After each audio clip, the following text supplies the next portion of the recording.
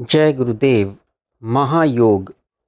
यह योग मैंने महेश्वर रूप से महायोग के नाम से कहा है। साधारणतः तुम लोग हठ योग, मंत्र योग, लय योग और राज योग को भिन्न भिन्न समझते हो, परंतु ऐसा नहीं है। ये चारों योग कुंडलिनी शक्ति के जागने के कारण स्वतः होते हैं, इसलिए इनको महायोग अथवा सिद्ध उपाय की संज्ञा दी गई है। जब किसी शक्तिमान गुरु के अनुग्रह से अथवा तुम्हारे संचित पापों के नाश से तुम्हारे में सद इच्छा जाग उठेगी, तब इस अलौकिक और कल्पनातीत विषय का अनुभव कर सकोगे। मंद बुद्धि वाले तुम जब तक प्रयाग में नहीं पहुँचते, तब तक स्वयं ब्रह्मा भी तुम्हारा कुछ नहीं कर सकते। जब तुम्हारी सदिच्छा प्रबलता को प्राप्त होगी, तब तुम्हारी छिपी हुई शक्तियों का विकास होगा और महायोग का मंत्र तुम्हें शारीरिक मानसिक प्रसन्नता प्रदान करेगा। तुम लोग सत्य जानो कि मैं इतना निर्दय नहीं हूँ कि मुझे कोई जान न सके। जैसे माया ने तुम्हें मोह रूपी जाल में फंसा रखा है, वैसे मैंने छूटने का रास्ता भी इतना सहज रखा है कि यदि तुम जान लोगे तो बिना घर बार छोड़े, संन्यास लिए बिना ही आनंद से मुझे मिल सकोगे। यह रास्ता इतना सहज होने पर भी जब तक तुम मेरे लिए व्याकुल नहीं होते, तब तक तुम्हें नहीं मिल सकता। मार्ग सुगम होने से ही चला नहीं जाता। इस पथ में ले जाने वाला गुरु और वही तुम्हारे दुर्भाग्य से दुर्लभ है। तथापि कोई चिंता नहीं, यदि तुम अनन्य चित्त होकर मेरी उपासना करोगे तो योग भी मैं ही दूंगा और रक्षा भी मैं ही करूंगा। अतएव गीता में मैंने जैसे यज्ञ कहे हैं, उनके अनुसार प्राण को अपान में होमना एवं प्राण अपान की गति रोककर प्राणायाम परायण हो जाना चाहिए। फिर देखो मुझसे मिलने में क्या विलंब है। द्रव्य यज्ञ, तपो यज्ञ, स्वाध्याय यज्ञ और ज्ञान आदि यज्ञों का वर्णन मैंने वेद आदि शास्त्रों में किया है, परंतु ये सब यज्ञ सभी अधिकारी नहीं कर सकते। द्रव्य सबके पास नहीं होता, इसलिए गरीब कैसे कर सकता है। तप और योग मनुष्य मात्र के लिए सहज हैं। सब कोई लिख पढ़ नहीं सकते, इसलिए पूरा स्वाध्याय यज्ञ कैसे करें। पंडित बहुत नहीं होते, इसलिए सब कोई संन्यास लेकर ज्ञान रूपी यज्ञ करने में समर्थ नहीं होते। अब रहे तप और योग साधन, सो दोनों में ही सब यज्ञों का फल आ जाता है। बिना तप और योग यज्ञ किए कोई यज्ञ किसी को नहीं फलता। मूल में जल देने से वृक्ष अवश्य ही फलेगा। तप ही मेरी प्राप्ति का मुख्य साधन है। प्राणायाम से बढ़कर और कोई तप नहीं। प्राणायाम से राग द्वेष की निवृत्ति होकर ज्ञान का प्रकाश होता है। तुम्हारा कच्चा शरीर प्राण अपान का होम अर्थात प्राणायाम करते करते प्राण अपान की एकता रूप योग से पक्का बन जाएगा। तब तुम्हें शीत उष्ण सुख दुख मरना जीना कोई विचलित नहीं कर सकेगा। प्राण यज्ञ। मैंने यज्ञ सभी रचे, परंतु प्राण यज्ञ सबसे बड़ा है। मरता क्या नहीं करता, इस उक्ति के अनुसार जब तुम अपने प्रिय प्राण को ही ब्रह्म अग्नि में होमना आरंभ कर दोगे, तब तुम्हारे सब कार्य सफल हो जाएंगे। प्राण यज्ञ की सामग्री में ना तो अर्थ व्यय करने की आवश्यकता है और न समय की चिंता है। प्रातःकाल ब्रह्म मुहूर्त में आरंभ करना अच्छा है, क्योंकि उस समय तुम्हें और कोई कार्य नहीं होता। रात्रि मैंने प्राणियों के विश्राम के लिए बनाई है, इसलिए रात्रि के 3 प्रहर में से यदि एक प्रहर भी तुम यह यज्ञ किया करोगे, तुम्हें धर्म, अर्थ, काम और मोक्ष के लिए कोई चिंता ना रहेगी।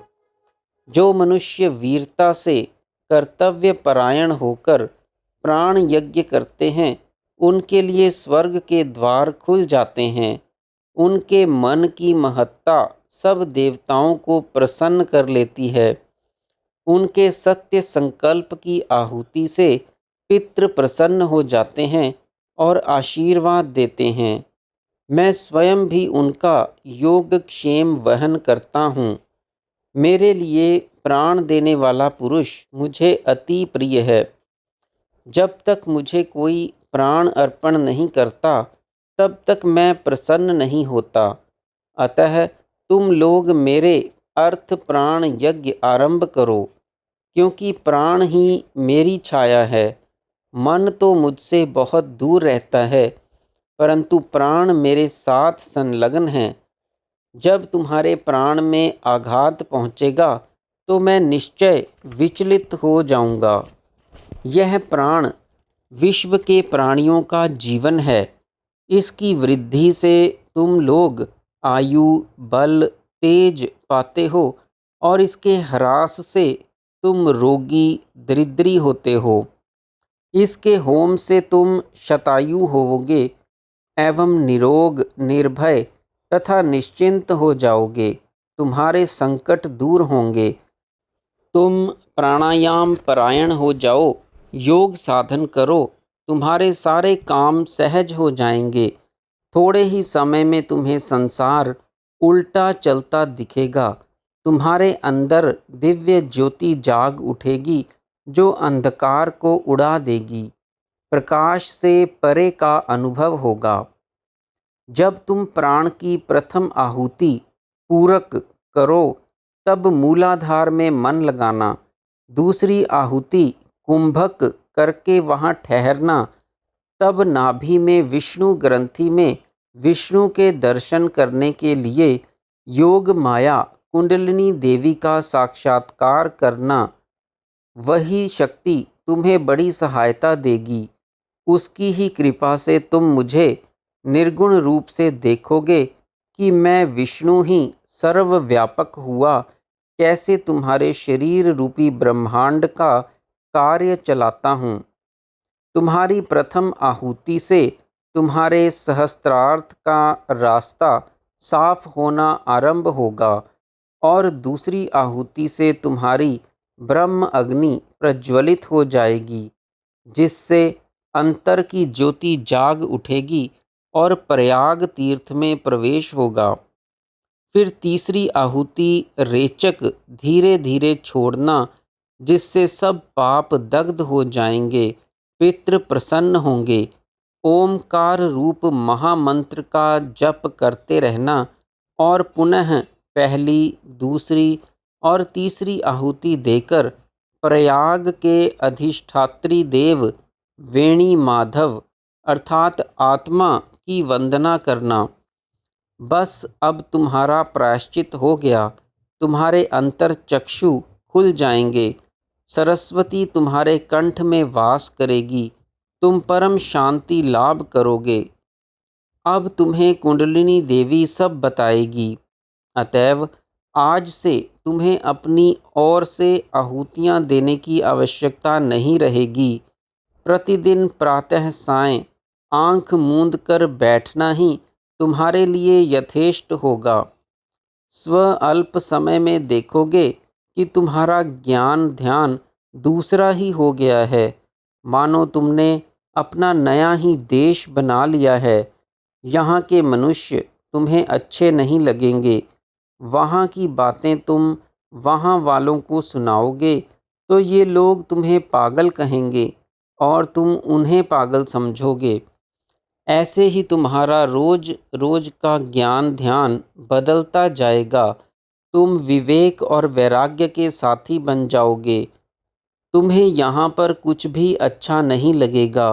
योग माया का चक्र तुम्हें सर्वदा घुमाएगा। स्थिर होकर बैठ नहीं सकोगे।